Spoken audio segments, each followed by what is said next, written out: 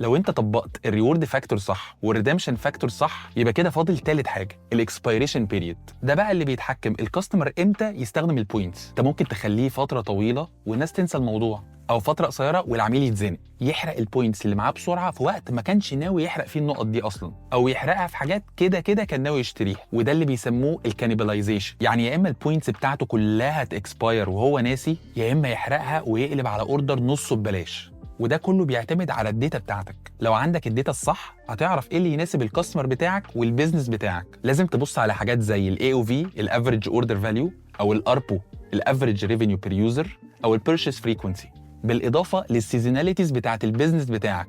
وفوق كل ده تربط الارقام بتاعتك بالمؤشرات الاقتصاديه بتاعت البلد اللي انت شغال فيها.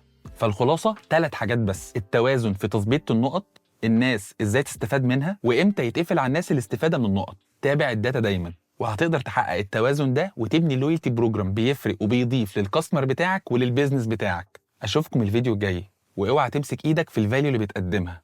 بس برضو خلي بالك، مش كل حاجه ببلاش. سلام.